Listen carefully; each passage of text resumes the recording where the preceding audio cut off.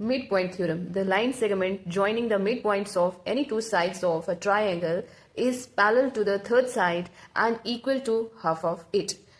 Midpoint theorem कहती है if D is the midpoint of line segment AB and E is the midpoint of line segment AC, then if we join the midpoints D and E, then the third side, this DE is parallel to third side BC and equal to half of it. और इसका half होगी. Half का मतलब अगर आपकी BC 10 centimetre होगी तो ये DE कितनी होगी 5.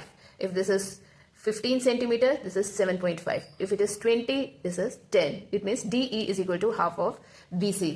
ठीक है, तो बेटा गिवन हमारे पास क्या है? गिवन है D is the midpoint of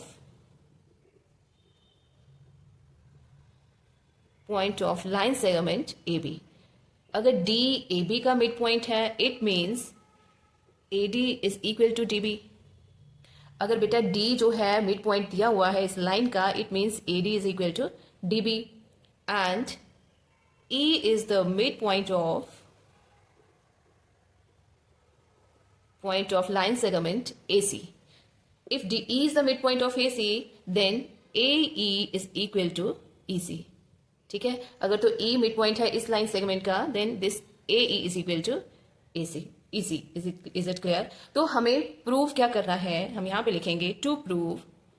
What we have to prove is ये जो हमारी थर्ड साइड है, जो मिड पॉइंट को ज्वाइन करके जो हमारी साइड बनती है, this DE is equal to the BC.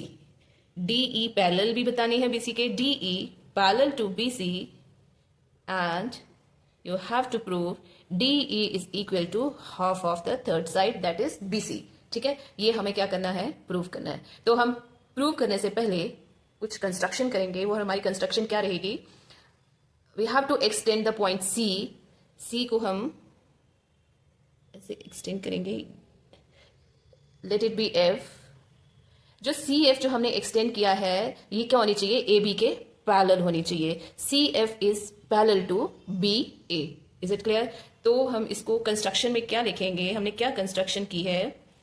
CF parallel to BA. This is our construction. Okay, now proof. Proof में हम प्रूफ में क्या करेंगे?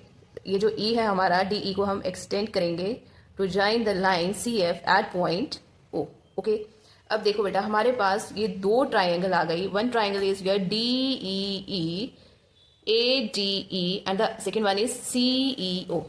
इसको मैं शेडेड कर देती हूँ ताकि आपको पता चले हमने कौन सी दो ट्राइंगल कंसीडर की हुई है. ठीक है, इन दोनों ट्राइंगल्स को हम कॉन्ग्रुएंट बताएंगे. कॉन्ग्रुएंट बताने से हमारी कुछ साइड्स इक्वल आ जाएंगी. ठीक है, तो हमारी जो मिड पॉइंट थ्योरम है वो वैसे प्रूफ हो जाएगी. हमने ये दो ट्राइंगल्स ले ली. Okay, which triangle we are considering? Triangle ADE and CEO. Now let's write in triangle ADE and triangle CEO. अगर मैं कहूं AE is equal to EC, is this right? Yes, this is right because E is the midpoint of AC and we have written here if E is the midpoint of AC then AE is equal to EC. ठीक है, ये हमारा given है. AE is equal to EC. यहाँ आप लिख सकते हो गिवन. ठीक है, ओके. अगर मैं कहूँ this angle, let this angle be 1 and this angle be 2. Angle 1 is equal to angle 2. Angle 1 is equal to angle 2. Why? Because vertical opposite angles. कौन से हैं ये? Vertical opposite angles. ठीक है, and if I write here angle 3 and this is your angle 4. If I say कि angle 3 is equal to angle 4, why it is equal? Angle 3 is equal to angle 4 because alternate interior angles. ये कौन से angles हैं? एक तो alternate है, एक interior side बन रहा है, एक एक्सटीरियर साइड बन रहा है. ठीक है, ऑल्टरनेट इंटीरियर एंगल्स. ये इस ट्राइंगल का इंटीरियर है और ये इस ट्राइंगल का इंटीरियर है. Alternate interior angles. तो by angle side angle ASA triangle ADE is congruent to triangle CEO, ठीक है। अगर ये दोनों ट्राइंगल कॉन्ग्रुएंट हो गई, इट मीन्स ये जो AD है, AD is equal to CO हम लिख सकते हैं, and DE is equal to EO। अगर दोनों साइड्स ये दोनों ट्राइंगल कॉन्ग्रुएंट हैं, it means AD is equal to CD and DE is equal to EO। Okay, ये हमने प्रूव कर दिया। ये जो हमारी ट्राइंगल की साइड्स हैं, दोनों की दोनों साइड्स इक्वल है। This AD is equal to CO। Okay okay, तो बेटा हमने अभी अपनी उसमें लिखा था जो गिवन है AD is equal to DB। Clear? अब हम लेंगे सिंस AD जो हमने CO के इक्वल प्रूव किया, AD is equal to CO। Let me write here, ठीक है, which implies that AD equal to CO हमने प्रूव किया, but AD is equal to DB, हम इसकी जगह DB भी लिख सकते हैं। AD is equal to DB which is equal to CO। Why? Because AD हमारा DB के इक्वल है और ये क्या है, गिवन। ठीक है, इसका रीजन हमने यहाँ लिख दिया। DB क्यों लिखा? Because of AD is equal to DB, it's given. It means DB is equal to CO, इसका मतलब ये इसके इक्वल हो गया। ठीक है, DB is equal to CO। Also अगर मैं लिख दूं DB is parallel to CO, तो कोई इसमें एतराज? कोई एतराज नहीं। क्यों? बिकॉज जो हमने कंस्ट्रक्शन की थी उसमें हमने बोला था BA is parallel to CF। अगर ये पूरी लाइन इस लाइन के पैरेलल है तो उसका पार्ट भी उसके पैरेलल होगा। DB is parallel to CO। यहाँ पे आप बिकॉज ऑफ कंस्ट्रक्शन भी लिख सकते हो ताकि भूले ना ये क्यों पैरेलल किया हुआ है, बिकॉज ऑफ कंस्ट्रक्शन। ओके, अगर ये साइड इसके इक्वल भी है और पैरेलल भी है तो हमने डेफिनेशन में पढ़ा हुआ है, if opposite sides are equal and parallel, it means that diagram is that quadrilateral is your parallelogram. It means DOCB is parallelogram. ठीक है, is it clear? Okay, next step, अगर DOCB पैरेललोग्राम है, इसका मतलब ये जो DO है ये BC के इक्वल भी है और पैरेलल भी है। DO is equal to BC and DO is parallel to BC. Why? Because DOC भी हमने अभी प्रूव किया कि ये पैरेललोग्राम है। Is it clear?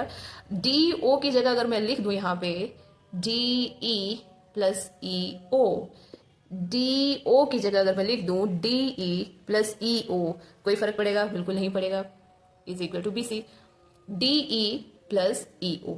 तो हमने जब कंस्ट्रक्शन में टू ट्राइंगल्स कॉन्ग्रुएंट बताई थी तो उसमें हमने प्रूफ किया था DE किसके इक्वल है, EO के इक्वल है। तो अगर मैं इस EO के जगह पे भी DE लिख दूं तो उसमें कोई फर्क नहीं पड़ेगा। EO DE plus DE is equal to BC। It means twice of DE is equal to BC।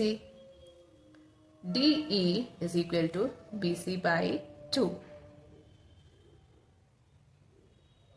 हमने ये बता दिया कि जो DE है this is a half of BC। DE is a half of BC। Is it clear?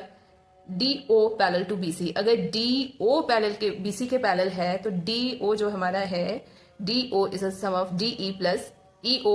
अगर ये parallel है, if DO is parallel to BC, इसका मतलब इसका जो पार्ट है DE this is also parallel to BC, तो हम इसको DE पैरेलल टू BC भी लिख सकते हैं because DE is a part of DO। तो हमारे पास प्रूफ हो गया है दिस मिड पॉइंट जो थे, जो मिड पॉइंट को ज्वाइन करके जो लाइन हमारी बनी थी, this is parallel to the third side BC and is half of BC। यही जो है मिड पॉइंट थ्योरम आपको प्रूव करनी थी। DE parallel to BC and DE is equal to BC by 2, hence proved. And this is very important question, you should need to practise it.